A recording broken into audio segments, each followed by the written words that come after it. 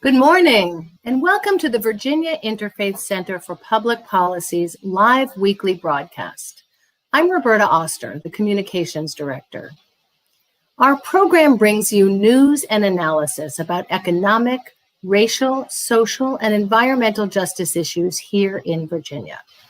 We bring the expertise and perspective of legislators, community members, policy experts, and faith leaders. We keep you informed, and we keep our elected officials accountable. In keeping with the mission of the Virginia Interfaith Center, we will share resources and offer opportunities for you to get involved in our work advancing social justice and helping our neighbors. And the broadcast is interactive. You'll be able to comment and ask questions, so please, we appreciate your participation. And now to today's program. We're going to talk about the Redistricting Commission Amendment Number 1 that is on the Virginia ballot. And I am thrilled to introduce our guests, who are both statewide leaders, and they will offer a balanced look at the pros and cons of the amendment. Welcome to Anna Scholl, Executive Director of Progress Virginia. Welcome, Anna. Good morning. And Deb. Thank you, Anna. And Deb Wake, who is president of the League of Women Voters of Virginia. Our moderator is my colleague and friend, Dora Muhammad, the Congregation Engagement Director of the Virginia Interfaith Center for Public Policy. Dora? Good morning, everyone. Thank you so much for joining us. As always, this show is a part of our voter education for 2020, as we have the elections upon us in November. I'm so very thrilled to have our guests with us. It's just so important to me to really craft and shape a show that shows both sides of the opinions of voting for the amendment or not voting for the amendment. We have a lot to cover today. We're going to dive right in. So I want to ask if you all can hold your questions until the end. And if you have an unanswered question, because we will cover a lot, then put it in your comments for us to follow up on. So just to give some background, this year is the 2020 census year, which happens every 10 years in the US by the Constitution. And basically it's a head count. If you haven't heard me pitch it already, it takes less than 10 minutes. So if you haven't completed your census yet, you can complete it during the show and you'll be done. So go ahead and do that. Call folks already if they haven't done it to check to see if they haven't done it. But that census data is then given to the states next year so that they can look at sort of the population shifts and see how to redraw their districts for legislators, for state legislators and congressional districts for the US Senate and the US House of Representatives. So it's very, very critical. So today we have with us two of our strong advocacy partners, trusted voices. We've worked long years with them. So wanted to begin with their voices as we shape this conversation. So Deb, I want to go to you first. This Amendment 1 is pitched as and championed as creating, for the first time, a citizen-led commission that is going to be able to provide citizen input into our redistricting process here in Virginia, moving this authority from legislators in the General Assembly and the governor. Why is this shift away from legislators being in the process so important for voters to understand? So Dora, thank you for that question. 400 years ago, the first Black people were brought to our shores, the first women came to our shores, and the first representational government was established in Virginia. And that meant that people could elect people to represent them to make rules and laws. And almost immediately, we saw those people taking power for themselves, but also not everyone was represented. Women didn't have the right to vote. Black vote was suppressed until 1965 Voting Rights Act. And it's what we are seeing here is an opportunity to give power back to the people, back to the voters. And that's why this is such an important issue. Thank you. And so if we can have, before I go to Anna, I'm a very visual person. So I did a little, just so that I can even understand the process of how the commission is going to be formed. I did a little diagram, if you can put it up, and I just walked through it. So here is what Deb is explaining. So for the first time, instead of it being totally legislators, the commission will be 16 members. 8 will be legislators, 8 will be citizens. So here's my little trust on the left. We have the process. How the 8 legislative members are going to be decided. You have 4 leaders in our state legislature: Senate Majority Leader, Senate Minority Leader, House Majority Leader, and House Minority Leader. So when I refer to party leadership, I'm talking to about these 4 individuals. They're going to appoint 2 each legislators to the commission, and that's how you have your 8 legislators. Then your 8 citizen members will be, this is a process, the Chief Justice of Virginia Supreme Court, who's an appointed justice, will send a list, certify a list to party leadership of retired judges. Party leadership will then, each of the 4 will select 1 judge who will then form the selection committee. Those 4 judges that the party leadership identifies will select the 5th one. Those 5 judges then become the selection committee. Then the party leadership will submit to the selection committee a list of at least 16 candidates each of citizens that they think will be very suitable to be on the commission.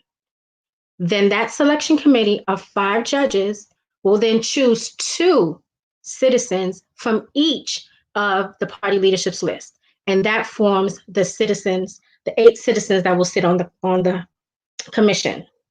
So having laid out that foundation about the different roles, the amendment provides for the Virginia Supreme Court to draw the districts if the commission fails to approve any map that they're deciding on, or if the General Assembly fails to adopt any of the maps that's submitted to them for their approval. So Anna, I want to ask you now, critics point to the provision, and if you can put up the second graphic I did real quick before I pose this question. Yes. Critics point to the provisions in the amendment where 3 of the 4 senators or delegates must vote yes, which requires them to work in a bipartisan manner. So according to my little diagram, you see, so of the 8 legislators that we just walked through being appointed to the commission, at least 3 senators must agree on the maps, or at least 3 delegates must agree. So of course we have Democratic and Republicans. So as you can see, with it being 3, it compels bipartisanship to work together to get an agreement. But opponents say that what it also creates is an automatic kill switch or veto block, because you can have 2 legislators who decide they don't want to support it, and then they can veto a map. So Anna, I want to ask you, why is that provision important for voters to understand? Thanks, Dora. I think the first thing that's really important to understand that you just showed in the first chart is that the amendment doesn't actually remove politicians from the process. It actually consolidates their power, because the proposed commission is made up of 16 members, 8 legislators appointed by party leaders, and 8 so-called citizen members who are also chosen by party leaders. So the entire population of the commission is powerful politicians and probably party insiders. So once those people draw the maps, there are rules about how many members of the commission have to sign off on them. So out of all of those 16 members, it only takes 2 politicians to kill a map. So 2 delegates or 2 senators could kill a map. But part of the problem is that the citizen members don't get that same power. If 2 of the party citizens object to a map, it still moves forward. So that makeup gives politicians outside power on the commission of people who were already handpicked by the politicians to begin with. So proponents of the amendment are going to tell you that this setup is going to lead to bipartisan cooperation. And, I think bipartisan cooperation is what got us the 2011 maps that went to court 3 times and discriminated against Black Virginians. I think the only thing bipartisanship is guaranteed to lead you to here is an incumbent protection scheme. You give me the seat I want, and I give you the seat you want, and we'll all play nice. The problem is that the only people who have a seat at the table for that decision making are the leaders of the Democratic and Republican parties and the people that they handpicked to represent their interests. There's no independents, there's no grassroots activists, there's no requirements for a diverse commission, whether you think that means geography or race or gender or age or educational background or sexual orientation or gender identity. At the end of the day, the amendment consolidates the power for map drawing into the hands of politicians. Thank you. So as an independent voter, I definitely understand that. But before I move on to the next question, Deb had a correction for me, so I appreciate that on the actual leadership titles. If you want to go ahead, Deb, and then I'll pivot to you for the next question. I just wanted to point out that with the Senate, it's not the majority leader, which is Dick Saslaw. It's actually the Senate pro tempore, who is Louise Lucas. That would be the person choosing some of the citizens. Thank you. So in Virginia, 1/3 of the voting population is independent. So Deb, what do you say in terms of how the bill actually champions being a major move away from bipartisanship? I think that instead of focusing on who is on the commission, or that the issue is not that legislators are on the commission, because legislators have always had, as Anna pointed out, participated in this process. What's important is that citizens are now getting to participate in this process. And what we have seen is that whoever the majority party is draws the lines, the minority party takes it to court. It's challenged for years in the court. The last challenge took 7, 8 years and $10 million, and it's the taxpayers that are paying for that. It's the taxpayers whose votes are suppressed while those go through the court. And so we don't think that having to work bipartisan for a solution is going to be a detriment. We think that citizens there and the transparency, there's all of the meetings are in the open, all of the communications are in the open. There are public hearings about the map, so the public does get to have input into which maps are presented to the legislature. The legislature gets an up or down vote on whether to accept it. They get 2 tries at that, and then it goes to the Supreme Court, which is where it goes now anyway. And the Supreme Court is the one that calls in the special master and presented the maps that were used for the 2019 elections. Thank you for that. So clearly, if you're listening, you can see Deb supports. She's definitely an advocate and proponent for yes to number 1. And Anna is an opponent of the amendment, no to number 1. But both of them are advocates for anti-gerrymandering and fair districting. So I want to make sure that that's established because sometimes it can get obscured, but I want to dive in a little bit deeper into that. Deb, can you tell me, everyone really knows, as anything that we do in advocacy is because a system is broken. And so as you explain sort of the challenges, the historic challenges, and you laid it out even in your intro remarks, how we got to this place. So important to people to understand that being against gerrymandering is a principle that we all agree on. So I definitely want to lay that there. Now, supporters for the amendment, they do, however, acknowledge that the amendment is flawed. Even during the House floor debate, there was acknowledgement of that, that it's not good, but that nothing is perfect, and we shouldn't reject the good, trying to get to the perfect, that we can't get back to where we started from or go back to nothing, that something is the nothing. Can you talk to us about what that something is that supporters of the amendment say is what will end gerrymandering, that voters should know beyond the amendment's imperfections? The reason that we were able to get this amendment through in the first place is because the Republicans thought that they were going to lose their majority power, and the Democrats thought they might gain the majority power, but they weren't sure. And so they actually ended up having to come to the table to bipartisanly pass this amendment. And so we do think that it's possible for that to happen, for them to work together for good maps. I would also point out that there were good criteria bills that also passed that went into a conference committee where it was killed, where they were killed. And when this passes, they will have to come up with some better supporting bills that will fill in some of the gaps. So opponents say that actually the flaws, part of the gap that Deb alluded to just now, is actually what makes the amendment a fatal flaw. So it's not just an imperfection, it's actually a fatal flaw. And voters are wondering, so if I vote no on the amendment on my ballot this year, what's the alternative? What will be in place to help make sure that 2021, we have a fair process for redistricting? I know that there was a law that was passed, HB 1255. The Senate version was 717. But can you tell us about that? What would be the alternative?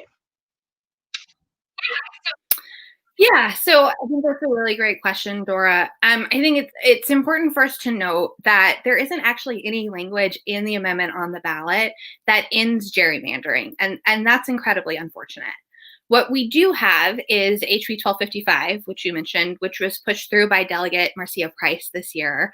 And 1255 is important because when we're talking about drawing maps, the how is actually just as important as the who. And the amendment is silent on the how. 1255 steps in there and does a few really important things. It establishes criteria that have to be followed in drawing maps, including very strong protections for Black communities and communities of color. It ends the practice of prison gerrymandering, where incarcerated people are counted in the community where they're incarcerated, but where they can't vote, rather than being counted in the community that they're going to return to. And it makes racial and political gerrymandering illegal.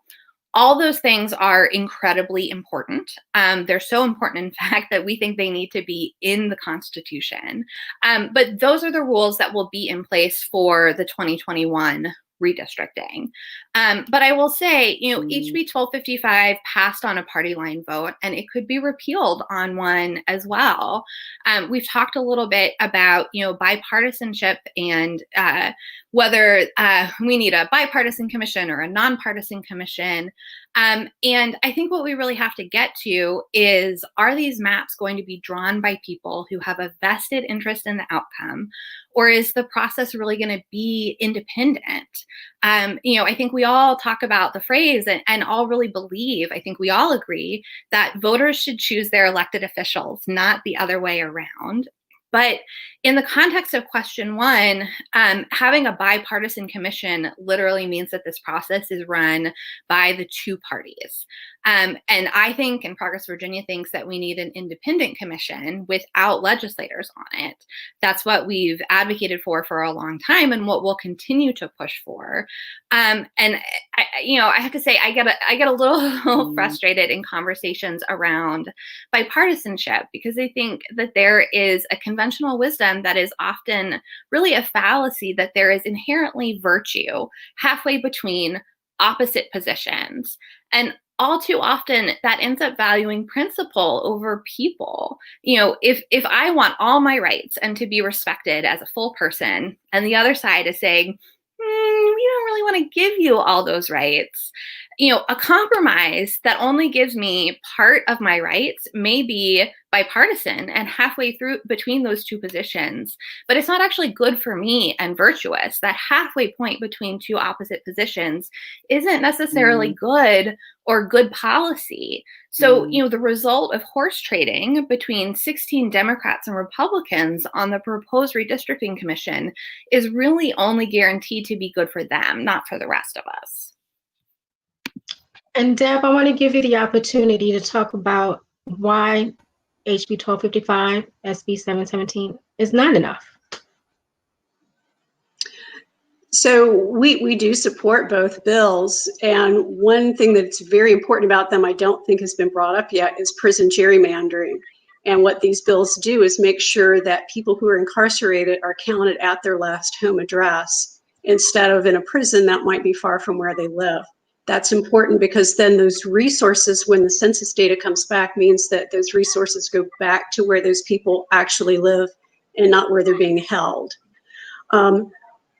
But the commission that is being put forth is citizen-led. There is a citizen chair of that commission. And I would also point out that there was a nonpartisan commission bill proposed this General Assembly session, but it failed because it couldn't get support. And so that's why this is a good first step. I agree with Anna. Ideally, we would love to have a fully citizen commission without legislators on it, but the fact that we'll have citizens on this for the first time is a huge step. So I want to talk about, and you mentioned it, both of you actually touched upon it, one thing that also failed in this past session, and it was that enabling legislation that House Dems tried to put forth to sort of reinforce the protections for communities of color, particularly the Black community, of course. This legislation was put forth and designed and crafted by members of the Virginia Legislative Black Caucus, and some of the most passionate speeches I've heard on the floor, but yet it failed, and that was concerning. In fact, one of the things that I noted in looking at sort of the passage of the amendment, one of the shifts was in fact that around that enabling legislation. So it went from all members of the House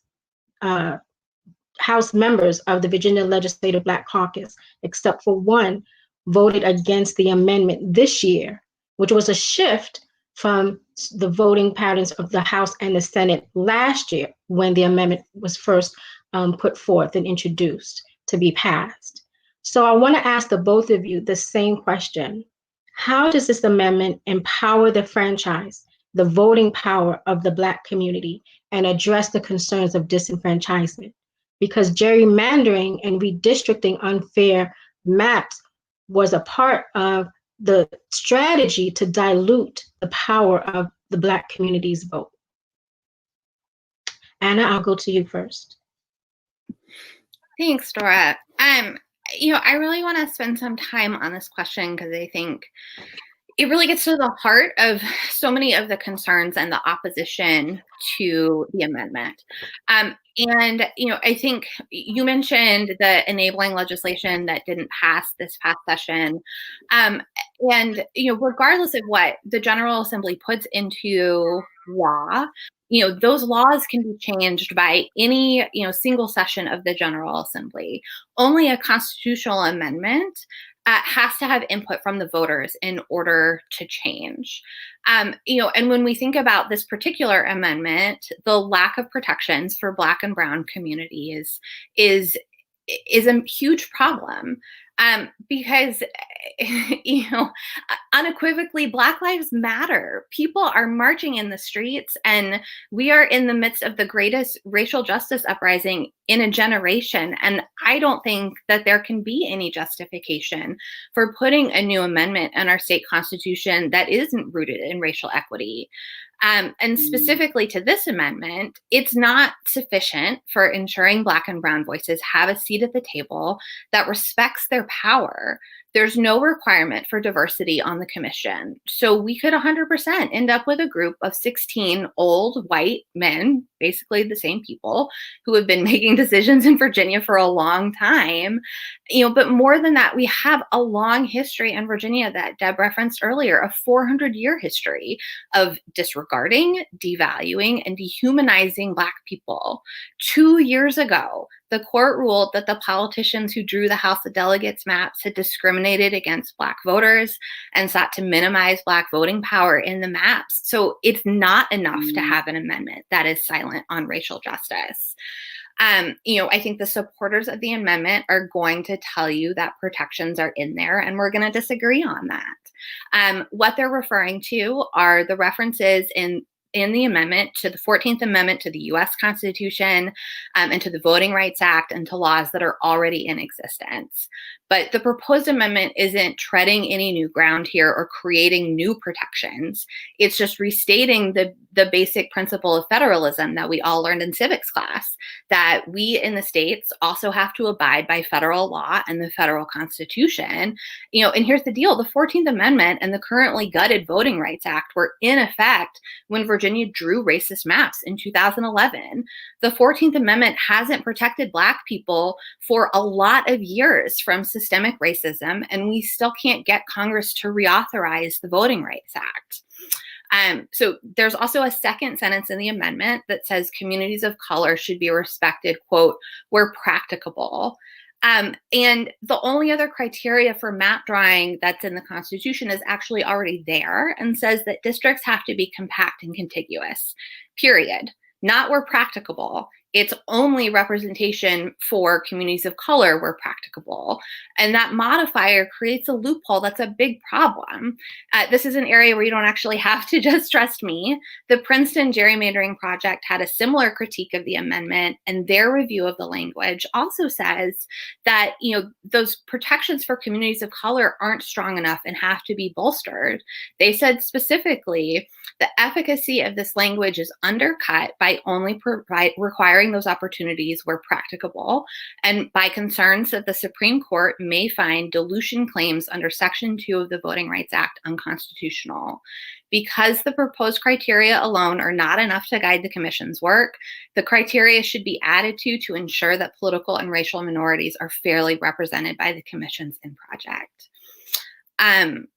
I think we have a lot of work to do. We have so much work to do to dismantle white supremacy and systemic racism. And it has to start with not repeating old patterns where, we as people who hold power and legislators say to people of color, just trust us. We've got you. Just wait a little bit and we're going to take care of you. Don't worry. No, we're not. We've got to take care of everybody now. And I think we have to vote no on one so that we can write an amendment that puts the people most impacted at the center of it and that is rooted in racial equity. Thank you for that. Deb, same question. Want me to repeat it? How does the amendment empower the franchise of the Black community, protect their voting power, and address the concerns of disenfranchisement? So as Anna pointed out, Anna, in the constitutional amendment, there is the language that puts the Equal Protection Clause of the 14th Amendment in there. There's also the protections of the VRA, the Voting Rights Act of '65. I would also point out that we were supporting a Voting Rights Act to be placed in Virginia because this is something that's sitting on the desks of senators in the US Senate that they have not renewed the Voting Rights Act. They've called it the John Lewis Voting Rights Act now when it was reintroduced after his death. So we do think that putting these protections are very important.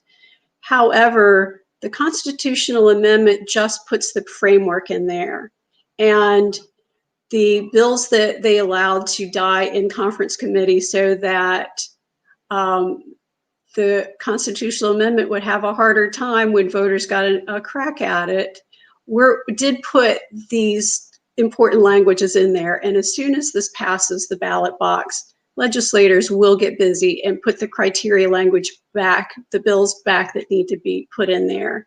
And I would also point out that I don't think that Speaker of the House, Fillercorn, or Senate Pro Tempore Louise Lucas are going to put forth 16 candidates each who are old white men.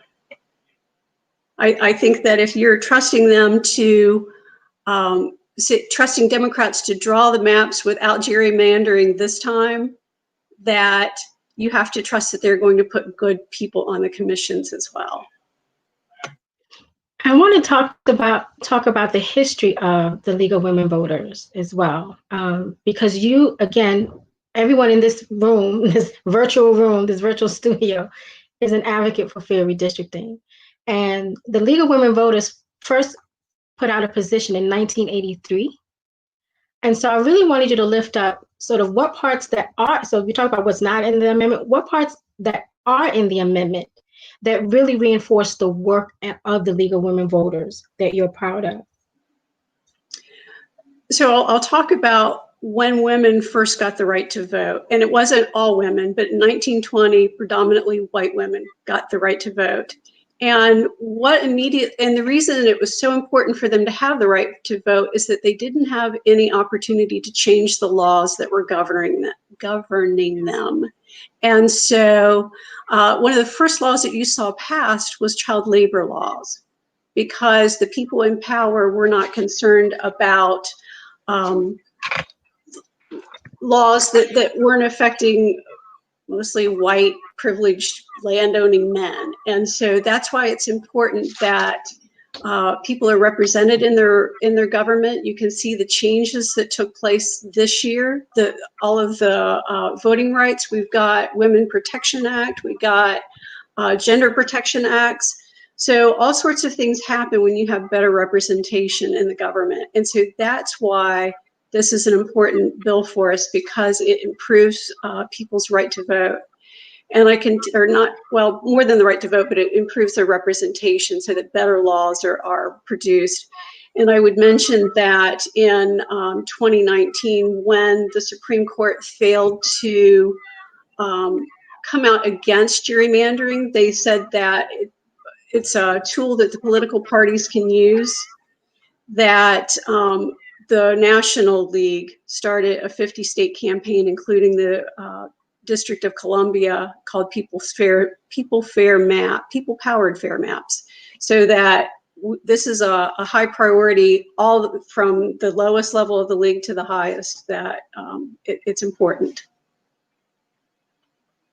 If you visit, we had a URL there for the redistricting resources that's available on the League's website, and there's a nice graphic logo. I told you I'm visual. There's a nice people-powered maps on their website. So I want to shift to Anna now. So many opponents say that the amendment actually, like, again, for decades, as Deb has shared, decades here in Virginia specifically, there's been a fight and a push for fair redistricting. But many say that to fight to get something done in 2019, there was a rush to make sure that something was passed before the session ended, but that actually what was passed was not what advocates had been really advocating for all these years, and sort of was scuttled for sort of that compromise, which sometimes is essential. But for this particular piece of legislation, I want you to talk about Progress Virginia and sort of what's missing from the amendment that you all find critical in terms of what you all have advocated for years. Yeah, I mean, I think, Deb and I agree on the long-term goals, right? That where we have a democratic system where everyone's voice is heard and they have the power to affect change in their communities, and that we need fair and equitable representation to get there. Where we disagree is whether the impacts of this amendment before us are going to make progress towards that goal. And for us at Progress Virginia, I think I've talked about it already. We want reform that gets politicians out of the business of drawing maps, not that consolidates the power of politicians and their handpicked people to draw the maps. And we have to ensure that Black and Brown communities have a real voice and real power in choosing their representation and in choosing their representatives. Deb mentioned the, expanding voting rights for women and how critical that has been for women being able to impact their own lives, right? We lost Ruth Bader Ginsburg last week, who was an incredible advocate for making sure women have autonomy over their lives and decision-making. But what I think we always have to recognize is that rights and protection and autonomy for people of color have always lagged behind rights and autonomy and protections for white men and for white women. And we're seeing that again this week, right? In Kentucky, where, charges are not being brought against the police who murdered Breonna Taylor, we're seeing, a system that is working the way it was designed to, right? To shut communities of color out of power. And in order to change that, in order to fix that, I think we have to be really intentional and explicit about how we are not even vesting power in communities of color because they already have it, right? But in recognizing and respecting the power of communities of color to determine their own destinies. And for us, the amendment doesn't get us there. So just to follow up on that thought, because many point to the fact that last year, when the amendment was first put forward, House Dems voted for it, but then this year they didn't. And so, there's the thought that, well, they voted for it last year because it was a GOP-controlled legislation. And so just the exhaustion of the years that you talk about fighting for rights here in this country, it's exhausting, it's frustrating, and it can be desperate at times. And so you take sort of what you can get, knowing that it's a brick wall that you're going to face. And so wanted you to speak to the position of Progress Virginia for those who say that now that the Dems are actually in the majority, that no, they're voting no now because they really see the opportunity to push for better reform that they didn't have the opportunity before. What is Progress Virginia's position on that and as the reason for that shift in the context of what you just shared? Well, I'm not a legislator and I'm not a member of the General Assembly. So, I will leave it to legislators to speak to their constituents for explaining their votes. But what I will say is that I don't think that there is actually a lot of inconsistency, among the group of people that you describe. I think people have been consistent for years and years and years about the need for independent redistricting, about the need for reform that gets politicians out of the business of drawing maps. And that's not what the amendment does. The amendment still leaves politicians in charge. And the Constitution is pretty permanent, right? It is hard to change. That's why we still have the amendment that bans same-sex marriage in the Virginia Constitution. And I think it is important that if we're going to put something in our Constitution, we get this right and we take the time to get it right. It's unfortunate that we don't have the ideal language that I know we all want before us this year. And our position at Progress Virginia is we think people should vote no, so that we can do this right and we're not enshrining a half measure that keeps politicians in charge in our Constitution. So I want to pivot to you, Deb, and ask similarly the same thing. The criticism is that no, House Dems actually are voting against it now because they just want to protect their seats now that they're in power. What is the league's position on that? So we don't support or oppose candidates. We focus on the issues. So I just want to make sure that it's understood that we're nonpartisan. But yes, that's what we saw was the bill the constitutional amendment that came out was a conference bill. But what that means is that it passed both houses, but the chambers, the House and the Senate, the versions were a little bit different. In conference, they hammer those out so that there is one bill. So there weren't huge changes. This wasn't an 11th or a 13th hour decision where this bill came out. There were no gotchas or surprises at the end. So the only thing that did change was the majority party. And we think that it's so important that citizens have a voice in this, that citizens are leading the commission, that there's transparency, public hearings, there's lots of opportunities for the public to have input. And so if we don't pass this, nothing changes. And we've already talked about how what we currently have is not working. So a voting yes for this amendment is a vote for change. Out of respect, even though I do plan to do a show with legislators, we do have some comments coming in on Facebook from Delegate LaSharice Aird. And so I just wanted to read them. She says, and don't forget to mention, it makes it easy for me. Legislators have made a great commitment already to changing with redistricting by passing HB 1255, which actually bans prison, political, and racial gerrymandering. She goes on to say, and don't forget to mention House Black Caucus members tried to warn members and voters in 2019 and 2020 about the harms of this amendment. And last, is it fair? So this is the question for both of you. Is it fair to ask Black and Brown communities to risk representation in perpetuity, all for the sake of taking a flawed step forward? Thank you, Delegate Aird, for tuning in. And I will go to Deb first and then Anna. So I would point out that while the House Black Caucus delegates opposed it, the Senate Black Caucus members all supported the constitutional amendment. So the Legislative Black Caucus is split on the amendment. And I think that rather than, I don't think that a vote for the amendment means that Black voices are being silenced. I think that it means Black citizens have a chance to be on the commission and have their voices heard, and not protect incumbents, whoever of whatever race or nationality, to have safe seats, but the citizens, the voters, have a say in the process.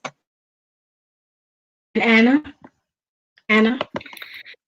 Yeah, I mean, I think to Delegate Aird's question, no, it's not okay to ask Black and Brown communities to put everything on the line for this amendment.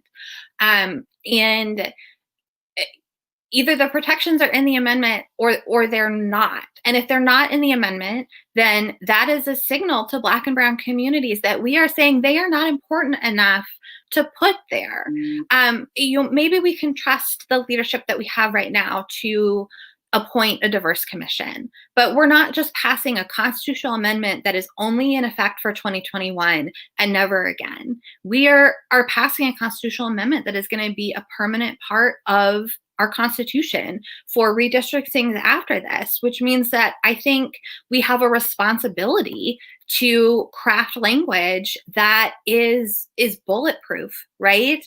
That is going to do all of the things that we need it to and doesn't rely on the hope that party leadership and legislators are going to do the right thing, right? Because the entire premise of why we need a constitutional amendment on redistricting is that over and over again, we have seen that politicians aren't doing the right thing and they are rigging the districts. And I think, for us at Progress Virginia, that means that we're encouraging folks to vote no, and we want to see an amendment that is explicit on rights and protections for people of color there in the Constitution. So this is the move to the last question. Thank you all for this conversation. I want to talk about the outside voices of support. Deb, there's been a lot of press endorsements, local, national newspapers, but then also anti-gerrymandering experts in Virginia and across the country. So with the support being broad, this far and wide, should that level of support matter to voters? I think that if you want to know what someone who is not in power and doesn't have a vested interest in this constitutional amendment says about it, if you want people who have been studying gerrymandering and that's what they do, they all support this as a good amendment. And it doesn't have to be the last amendment ever passed on redistricting. I think that it can be an important intervening step. We pass this one, we get citizens involved in the process, we pass another one that gives us a fully independent commission. Thank you. And then Anna, so likened to that, because the support is so far broad and wide, people are able to look and see who's actually funding these campaigns, and there's a lot of out-of-state funding coming to support the vote yes. And I want to bring to attention two public websites, two organizations, fairmapsva.org and fairdistrictsva.com. And so one is for the Yes to One campaign, and one is No to One campaign. So I just want to encourage you all to look at both of those sites. But Anna, I want to ask you, so people who advocate against the amendment, most notably, there's been some shifting from people who supported the amendment who are now opposing it, including the former president of one of the leading advocacy organizations here in Virginia. Should this type of shift be important to voters? Yeah, I mean, I think, there are supporters on both sides, right? And there are quote unquote experts on both sides of the amendment, right? And there are experts in racial justice and civil rights who have strong concerns about the amendment. You bring up the former president of One Virginia 2021, and I have a lot of respect for Linda Perriello, who you're referencing, and I've known her for a long time. And as I said before, I don't think there's anything inconsistent in her position or in the positions of a lot of people who are opposing the amendment, because we've always advocated for independent redistricting. And unfortunately, there is no choice before the voters this election season. That is that. Voters have two options, and both of them are going to end up with politicians being in charge for 2021. Either voters approve Amendment 1 and the power to draw maps is consolidated with 8 politicians and their handpicked friends, not just for this redistricting, but enshrined in our Constitution for likely a very long time. Or we reject the amendment and vote no and leave map drawing this time around in the hands of all 140 legislators under the constraints of HB 1255, which, remember, is actually the only thing that bans political and racial gerrymandering and lays out the criteria they have to meet. And then we all keep working to pass the amendment that I think we all agree we need, that establishes an independent redistricting commission and puts protections for communities of color in the Constitution where they belong. So, I'm voting no because I think that's the best short-term and long-term option to get us to the change that we need. So I just want to thank you all for your time. Thank you all for the audience who's listening. I am going to wrap up with a closing thought, but I want to show appreciation and how much I'm grateful for your transparency, Anna and Deb, for being with us this morning. At Virginia Interfaith, I manage our civic engagement program, so this show was very, very important to me for several reasons. As I prepared to moderate the conversation, I reflected on the images that I saw of people lined up to pay respects to Justice Ruth Bader Ginsburg and her fight for gender equality in this country. I recall the fight this past January to make Virginia the 38th state to ratify the Equal Rights Amendment, which was passed by Congress in 1972. It aimed to broaden the scope of protection for women's rights in the Constitution, which began with the passing of the 19th Amendment in 1920 to remove sex as a barrier to the right to vote. Then I reflected on the fight to protect the rights of Black people in this country. The 15th Amendment to the US Constitution was passed in 1870 to remove race as a barrier to the right to vote. That was a fight 150 years ago, and we Black people are still fighting. What transpired in the past 150 years? Poll taxes, literacy tests, the jelly bean jar test, how many bubbles in this bar of soap test, just to get access to the ballot box. Sometimes just straight up violence, intimidation, and lots of misinformation. The Voting Rights Act of 1965 was deemed a landmark because it ended most of that. But just like the years immediately following the end of the Civil War and the first Reconstruction era laws, the Voting Rights Act transformed political power in this country. By the middle of 1966, over 1 million Southern Blacks had registered to vote. And by 1968, almost 400 Black people had been elected to office. The Voting Rights Act contained a legal instrument called preclearance, which created a process for keeping state and local authorities from using slick tricks to prevent Blacks from voting. It put the burden of proving that changes in voting procedures were free of racial mischief. white Southern leaders realized that while it had become nearly impossible to limit Black voters' access to the ballot box, it was still possible to limit the power of the votes they cast. So even after the Voting Rights Act passed, more geographic districts changed to at-large voting, more elected positions were replaced by appointed ones, and more reconfiguration of state legislative districts in order to dilute the power of Black voters. And so here we are.